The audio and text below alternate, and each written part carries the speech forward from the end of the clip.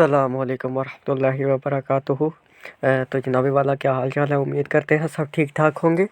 तो वीडियो को शुरू करने से पहले आपको एक चीज़ फरमाना चाहूँगा कि काइंडली जो सा है वीडियो को लाइक शेयर सब्सक्राइब करें, ठीक है। और कमेंट लाजमी करें कि आपको नेक्स्ट किस टाइटल पे वीडियो चाहिए और मुझे किन किन चीज़ों को चेंज करने की ज़रूरत है।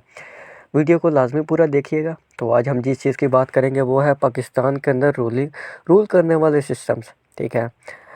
तो वो 3 सिस्टम्स होंगे जिस पे हम बात करेंगे। एक होगा डिक्टेटरशिप, दूसरा होगा जो बाय इलेक्शन के आते हैं, ठीक है, जिनको हम डेमोक्रेसी कह सकते हैं।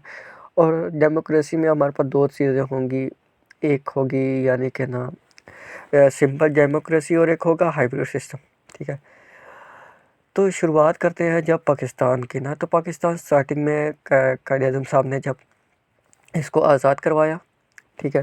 तो इसको आज़ाद करवाने के बाद हमारे पास सबसे पहले कायद आज़म साहब गवर्नर जनरल पड़े, ठीक है। तो उस वक्त के हम गवर्नर जनरल के हिसाब से जो पाकिस्तान का निज़ाम बनेगा वो प्रेसिडेंशियल की कह सकते हैं हम लोग, ठीक है। तो पाकिस्तान के पहले प्रेसिडेंट कह लें या गवर्नर जनरल कह लें, ठीक है, वो बने, ठीक है। तो उस वक्त कायद आज़म साहब जो से थे काफ़ी मुश्किलात में थे, ठीक है, क्योंकि वो उनकी सेहत पाक काफ़ी जो सी है ना गड़बड़ हो चुकी थी। तो उस चीज़ों को देखते हुए ना अब हम आहिस्ता आहिस्ता चलेंगे, ठीक है। हम यानी कि ना टाइम लैप्स की तरह हम लोग ना रन करेंगे, ठीक है। आपको मैं टाइम लाइन बताते जाऊँगा कि कायद आज़म साहब जब बने तो प्रेसिडेंट थे, ठीक है। तो प्रेसिडेंट बने तो मैं इन पे ना इस चीज़ पे बात करना चाह रहा हूँ कि हाँ भाई किस दौर में कितनी कितनी क्या कह सकते हैं हम लोग प्रोग्रेस हुई, ठीक है। मैं प्रोग्रेस के हिसाब से बात करूँगा और पाकिस्तान के लिए कौन सा सूटेबल रहा और किस निज़ाम ने कितना कितना कंट्रीब्यूट किया और किस निज़ाम ने कितना कितना उसको जो है ना थोड़ा डैमेज के हिसाब से भी हम बात करेंगे, ठीक है। तो कायद आज़म साहब की बात थी, कायद आज़म साहब जो से बीमारी के हिसाब से 1948 तक वो रहे और उसके बाद फोत हो गए। उसके बाद जो है ना हम बात करते हैं कि ना एक तो ये वाला सिस्टम है, दूसरा आ जाता है डेमोक्रेसी वाला जिसमें इलेक्शन वगैरह करके और जिस तरह भी ये फॉर्म 47 और फॉर्म 45 वाला इशू बना हुआ है, ठीक है। आई डोंट नो कि ये रियल है या फेक है। तो इसके अलावा हमारे पास तीसरी आ जाती है डिक्टेटरशिप, ठीक है। जनरल ज़िया-उल हक, ठीक है, जनरल अयूब खान, याह्या खान, ठीक है। ये आप जो है ना हमारे पास क्या कह सकते हैं एक ना नेम्स हैं, ठीक है। बहुत ही कोई रोशनी वाले नेम है जिस पे जो है ना काफ़ी लाइट वाले इनलाइटन की गई है इन नाम्स पे, ठीक है, हिस्ट्री के अंदर। तो अगर हम बात करें प्रेसिडेंशियल या प्रेसिडेंशियल गवर्नमेंट की, तो प्रेसिडेंशियल गवर्नमेंट बेसिकली जो है ना वन मैन ऑर्डर के हिसाब से बात की जाती है कि एक बंदा होगा, ठीक है, वो हुक्म देगा और उसकी उसके पास ना बाकायदा एक मिनिस्ट्रीज भी होती है, ठीक है। उन मिनिस्ट्रीज के ज़रिए वो हुक्म देता है और फिर वो ना लॉ इम्प्लीमेंट करता है। और दूसरी तरफ डेमोक्रेसी की अगर हम बात करें तो डेमोक्रेसी में क्या होता है कि ना आपके पास एक प्रेसिडेंट होता है, साथ में उसका प्राइम मिनिस्टर भी होता है, ठीक है। और बाकायदा एक क्या कहते होते हैं हाई कमांड की या बहुत एक्सेसिव किस्म की जो सी है ना मिनिस्ट्रियाँ होती हैं, ठीक है, जैसे अब अभी आप देख रहे हैं करंटली, ठीक है। लेकिन ये कि ना इनकी प्रोग्रेस अच्छी है तो इसलिए से इनको जो है ना काफ़ी हद तक छूट मिली हुई है। और तीसरा आ जाता है डिक्टेटरशिप, जिसके अंदर एक ही बंदा होता है, उसने कुछ डिपार्टमेंट बनाए होते हैं और उसी पे वो रूल करता है, ठीक है। और वही सिंगल रूलिंग रूलर कह सकते हैं या सिंगल रूलिंग मैन कह सकते हैं, ठीक है, वही होता है। तो अगर इनकी प्रोग्रेस के हिसाब से बात करें तो स्टार्टिंग में पाकिस्तान ने काफ़ी जो से ना मुश्किलात झेली जब पाकिस्तान इंडिपेंडेंट हुआ, ठीक है। तो काफ़ी मुश्किलात झेली तो लेकिन ये कहना कहा जाता था कि पाकिस्तान ने उस पर काफ़ी जो सी है ना प्रोग्रेस की। और 1956 या 57 में ना पाकिस्तान ने पहली दफ़ा कर्ज़ा दिया था और दिया भी जापान को था, मेरे हिसाब से जापान को कर्ज़ा दिया था, ठीक है। हो सकता है मैं गलत हूँ, अगर गलत हो तो कमेंट्स वगैरह कर देना, ठीक है, क्योंकि मैं भी स्टूडेंट ही हूँ। क्योंकि कहा जाता है कि तालीम का जो पहला उसूल है वो आपका तालिब इल्म होना है। अगर आप ख़ुद को ये कह दो ना कि मैं उस्ताद हूँ, ठीक है, तो आप तालीम के दायरे से बाहर आ जाते हो, ठीक है।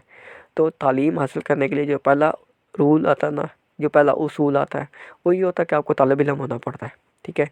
और तालीम की जो क्या कह सकते हैं हम लोग एक अच्छी चीज़ है ना वो ये है कि ना वो आपको सारी ज़िंदगी सिखाता है। आप कभी भी ये नहीं कह सकते कि मैं अब जैसे अब ये कहते हैं ना लोग कहते हैं I am a full scale developer, ठीक है, फुल स्टैक डेवलपर, ठीक है। तो ये जो है ना वो तालीम नहीं है। ठीक है, आपको जो है ना एक बाकायदा पढ़ाया जाता है, ठीक है।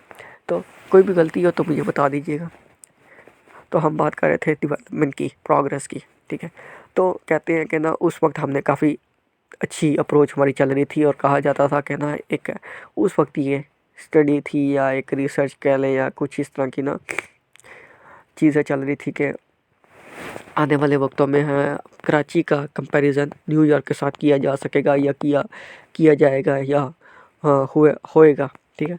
लेकिन क्या कहना, एक ऐसा दौर आता है कि उसमें पाकिस्तान जो है ना डाउनफॉल शुरू हो जाता है पाकिस्तान का, और उसके बाद जो है ना पाकिस्तान का डाउनफॉल होता है और पाकिस्तान नीचे से नीचे नीचे जा ही जाता है, ठीक है।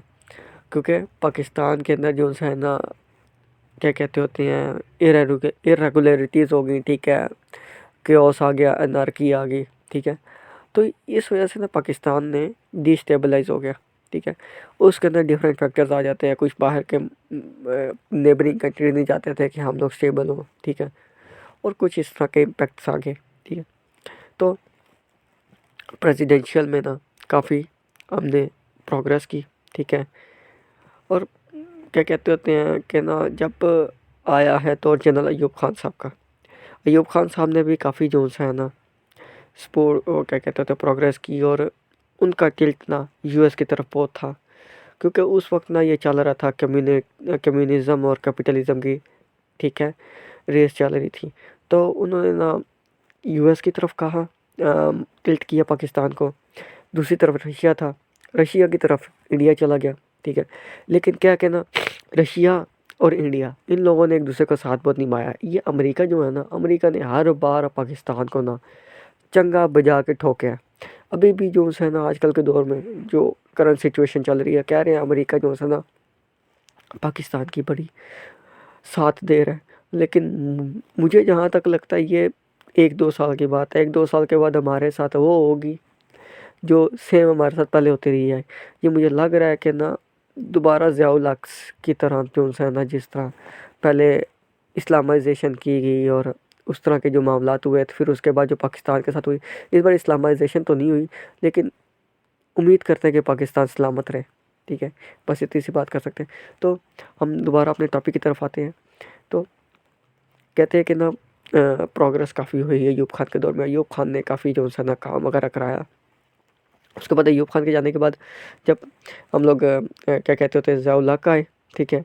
ज़ियाउल हक ने जो है ना इस्लामाइजेशन की तरफ काफ़ी टिल्ट किया, ठीक है। तो उस वक्त जो है ना थोड़ा सा प्रोग्रेस रुक चुकी थी, ठीक है। बाकी रही सही कसर भुट्टो ने पूरी कर दी, और वो भी एक मूव की वजह से, नेशनलाइजेशन की वजह से, ठीक है। हर चीज़ उठा के इसने नेशनलाइज करा दी, जिससे जो है हमारी प्रोग्रेस बिल्कुल डाउन वर्ड्स होगी, ठीक है। उसके बाद से हमने राइज देखा ही नहीं, ठीक है। हम डाउन जा रहे हैं, डाउन जा रहे हैं, डाउन जा रहे हैं, ठीक है। क्या दौर था जब हम लोगों को मौली को कर्जा दिया करते थे। हमारे कर्जे से जापान, जर्मनी को हमने कर्जा दिया, ठीक है। हमने यूएई, कतर, बहरीन, ओमान, इन सब की जो हाई मॉड्यूल की फ़्लाइट्स हैं इनको हमने उड़ना सिखाया है पीआईए ने, ठीक है। अब क्या हमारे हालात आ गए हैं कि पीआईए बिक गई है, मुल्क ऑन एन एज है। कभी हम सीसा वाला हिसाब है, कभी हम ऊपर जा रहे हैं, कभी हम नीचे आ रहे हैं, कभी हम ऊपर जा रहे हैं, कभी नीचे आ रहे हैं। तो ये इतना हमारा डाउनफॉल आ गया, ठीक है। तो ये सबसे बड़ी जो वजह है ना पार्टीज़ का आपस में क्लैश, जिसकी वजह से आम लोगों में एनार्की, ठीक है, डिस्टेबलाइज, ठीक है। इन्वेस्टर्स की इंटरेस्ट जो है ना वो बिल्कुल भी, इन्वेस्टर जो है ना इन्वेस्ट तो करते हैं, लेकिन जब उनको पता लगता है कि भाईजान ये कोई जलसा, ये रैली आ रही है या कोई ये लॉन्ग मार्च शुरू होने लगता है, फ़ौरन स्टॉक मार्केट क्रैश कर जाती है, ठीक है। तो ये इशू है जिसकी वजह से जो है ना पाकिस्तान अपराइज नहीं हो रहा, ठीक है। तो हम बात कर रहे थे इलेक्शन की। हाँ, तो इलेक्शन, ये जो डेमोक्रेसी वाला सिस्टम है ना इसने काफ़ी सपोर्ट दिया, ठीक है। हाँ, ये कि ना इकोनॉमी को स्टेबलाइज कर तो देता है, लेकिन वो राइस नहीं दे पा रहा, ठीक है। राइस देने लगता है तो उसके हमारे आईएमएफ और ये बड़ी टांग खींचती है, ठीक है। एमनेस्टी इंटरनेशनल आ गई, ठीक है, और आईएमएफ, और तीसरा वर्ल्ड बैंक, ठीक है। ये कोई भी हमको इंसान का पुत्र वाला काम करने लगेंगे ना पास जी, इन्होंने बीच में टांग अड़ा देनी है और फिर सवा सत्यानाश। ठीक है। और तीसरा आगे डिक्टेटरशिप। डिक्टेटरशिप जो है ना उसने तो ये अब मैंने आपको पहले बताया कि ज़ियाउल हक, अयूब खान, याह्या खान, ज़ियाउल हक, ठीक है, फिर मुशर्रफ। मुशर्रफ के दौर में कहते हैं कि मैं उस वक्त बहुत छोटा था, लेकिन बुज़ुर्गों से ही सुना, अब वालिदैन से सुना है कि हाँ उसके दौर में ना कुछ रुकी थी, कुछ चीज़ें बिल्डअप हुई। ठीक है। सी पैक भी मेरे ख्याल से उसने शुरू कराया, जहाँ तक मुझे आइडिया पड़ता है, या उसने कराया था या जरदारी ने शुरू कराया था। ठीक है। लेकिन मेरे हिसाब से शुरू उसने कराया था जरदारी ने। इसने ज़मीन खरीदी थी जनरल मुशर्रफ ने। ठीक है। ओमान से ज़मीन ले ली थी। ठीक है। जरदारी ने शुरू कराया। ठीक है। और अभी ये ना सी पैक 2 का उसका मेरे ख्याल से सेकंड फेज़ चल रहा है। ठीक है। डेवलपमेंट हो रही है, अच्छा खासा काम हो रहा है। चलो हम इस चीज़ पे दे देते हैं कि हाँ भाई वो हमारी ज़मीन पे आके काम तो कर रहे हैं, लेकिन कम से कम हमें कुछ फ़ायदा तो हो रहा है। हालांकि ये सी पैक जो है ना बेसिकली मैं इसको ये समझता हूँ कि ये ईस्ट इंडिया कंपनी पार्ट 2 है। ठीक है। क्यों? वो आपकी ज़मीन पे इन्वेस्ट कर रहे हैं। अगर आप बाद में उसको कैशबैक ना दे पाए या आप उनकी उम्मीदों पे पूरा ना उतर सके तो आपको फिर ज़मीन उनको देनी पड़ेगी। ठीक है। और अगर ज़मीन आपने दे दी तो फिर बाकी आप आगे खुद ही सोच सकते हैं कि वो आपके साथ क्या करेगा।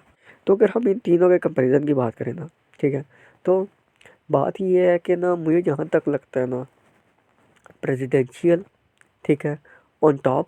सेकंड नंबर पर डिक्टेटरशिप आ गई, या सेकंड नंबर पे हम जो है डेमोक्रेसी को रखा है, थर्ड पे डिक्टेटरशिप। क्योंकि डिक्टेटरशिप का इशू ये है कि ना वहाँ पे ना फौज का जो क्या कहते होते हैं मेंटालिटी कह सकते हैं या मेंटल स्ट्रेंथ कह सकते हैं, वो और तरह की होती है एज़ कम्पेयर टू जो हमारे पॉलिटिशियंस होते हैं। ठीक है। वो थोड़ा सा जो सा ना वो नॉन वोलाटाइल होते हैं। ठीक है। यानी कि ना वो बिल्कुल स्ट्रिक्ट होते हैं। ठीक है। नॉन स्ट्रेचेबल होते हैं। ठीक है। तो वो काफ़ी जगह पे जो जिसकी वजह से ना काफ़ी जगह पे मार खाई जा सकती है, खा में मार पड़ सकती है। ठीक है। तो पॉलिटिशियन ये जो है ना काफ़ी चीज़ें सोचने के बाद जो है मामला सेट करता होता है। ठीक है। तो कंपैरिजन इसका सिंपल सा ये है कि ऑन टॉप जो है हमारे पास आ गई प्रेसिडेंशियल, उसके बाद आ गई democracy due to its rights. ठीक है। और तीसरे नंबर पे आ गई डिक्टेटरशिप। ठीक है। इन तीनों जो है ना इसी तरह इसे इन्हीं ऑर्डर में ना मैं इनको रखता हूँ। ठीक है। लेकिन प्रेसिडेंशियल का एक और भी इशू है कि अगर वहाँ पे उसकी ना मिसाल के तौर पे नॉर्थ कोरिया वाला है। ठीक है। नॉर्थ कोरिया का जो प्रेसिडेंट मेरे ख्याल से प्राइम मिनिस्टर या प्रेसिडेंट ही होता है मेरे ख्याल से। ठीक है। तो ये किम जोंग उन, अब ये बंदा है। ठीक है। इसको ये कहते हैं डिक्टेटरशिप। ठीक है। मैं प्रेसिडेंशियल की बात कर सकता हूँ। ठीक है। तो वो जो है ना भाईजान अपने हिसाब से चीज़ें सेट करता है। ठीक है। जिसकी वजह से ना लोगों में ना वो वोट करने की पावर, ठीक है, अपने राइट्स लेने की पावर वो नहीं रहती। ठीक है। तो फिर इस हिसाब से अगर हम देखें democracy on top, second number पे आ जाएगा हमारे पास प्रेसिडेंशियल, और तीसरे नंबर पे आ जाएगी डिक्टेटरशिप मार्शल लॉ। ठीक है। तो ये तीनों चीज़ें हैं। अगर हम पाकिस्तान के हिसाब से बात करें तो पाकिस्तान में अभी तक जो है ना सब जो है डेमोक्रेसी को ही चूज़ करते हैं, ऑप्ट करते हैं, क्योंकि मार्शल लॉ बहुत सख्त होता है। ठीक है। क्योंकि वो कू करके बना होता है और काफ़ी चीज़ें फिर उसके बाद आवाम को भी साइड करना होता है। तो ये जो है ना काफ़ी चीज़ें इसी तरह ही डिक्लेयर की जाती हैं बड़े लोगों की तरफ से, इंटेलेक्चुअल लोगों की तरफ से। ठीक है। उम्मीद करते हैं ये आपको मेरा छोटा सा एनालिसिस अच्छा लगा होगा, पसंद आया होगा। अगर पसंद आया हो तो लाइक शेयर सब्सक्राइब मस्ट है। ठीक है। और कमेंट लाजमी करना कि आपको किस किस चीज़ की जो है ना कमी महसूस हुई इस टॉपिक में, ताकि मैं आइंदा उसमें कवर कर सकूँ। अल्लाह हाफिज़।